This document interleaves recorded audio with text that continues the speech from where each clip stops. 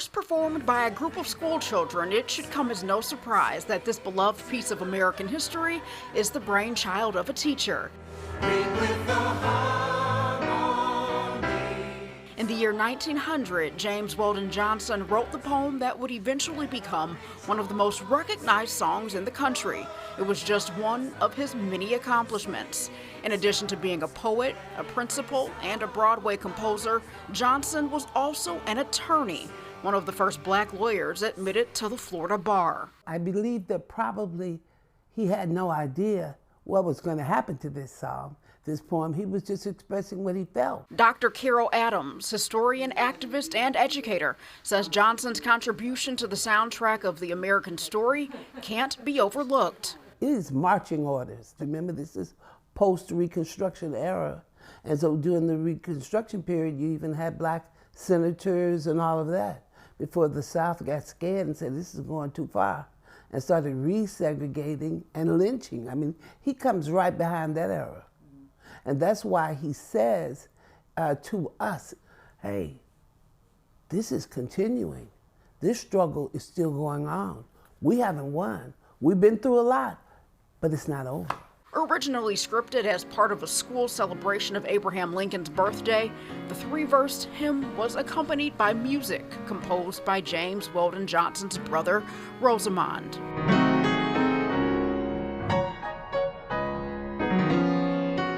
I think it's just a masterpiece. Lift every voice and sing. Northwestern University music historian Kent R. Brooks says while the words of the song are purposely moving, so is the melody.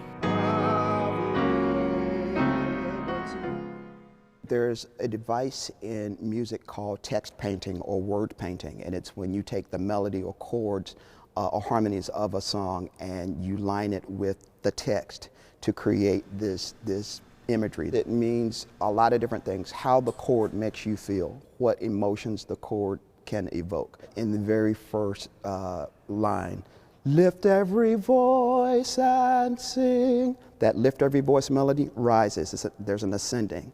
Well, it's on the word lift.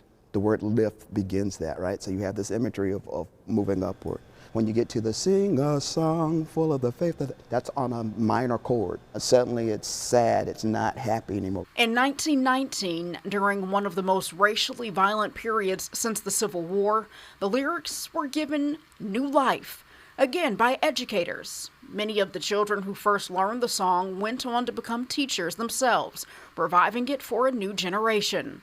It eventually caught the ear of Booker T. Washington, ushering it to a new height when it was adopted as the official song of the NAACP. Now, more than 100 years after its inception, United States Representative Jim Clyburn of South Carolina is pushing a bill to have the song recognized as a national hymn. I came to this Congress 30 years ago, and I've been saying for 30 years that I was going to do that. It took me 29 years to build up enough nerve to introduce the bill, thinking I would get a lot of blowback. I have not, and I really appreciate that. But even though it was well received, the bill has not made it to the floor for a vote. Representative Clyburn says the rousing lyrics capture the spirit of the democracy's promise. It is shared sacrifices in whatever my experiences may have been and how they contribute to making this one country and making the motto of our country real, which is e pluribus unum, out of many, one. It's not enough just to sing the song every February. I have friends who feel, believe it or not, they feel weird singing the song. Friends who are white who feel weird singing the song because they feel, they feel they're, number one, doing a disservice, and they're not obviously descended from enslaved people. But I think what Representative Clyburn is doing is amazing in that it opens the door, it opens more doors. Let our rejoicing rise. Hearing it as a child for the first time, and I can almost remember hearing its structure and hearing it played. My big brother played also. even though I didn't know the context and I didn't know the history, I knew it was important by the way it was, by its treatment, by the way it was performed, by the way it was played with majesty and this greatness. Let our rejoicing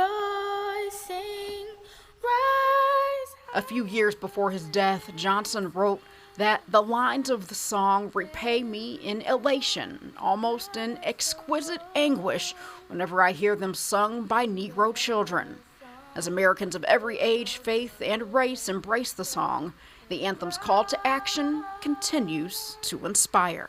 Facing the rising sun of our new day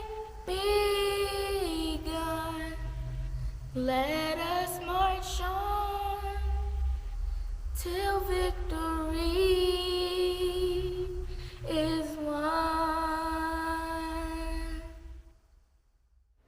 Representative Clyburn told us he plans to bring the bill to the Congressional Committee again, hoping for more progress the second time around.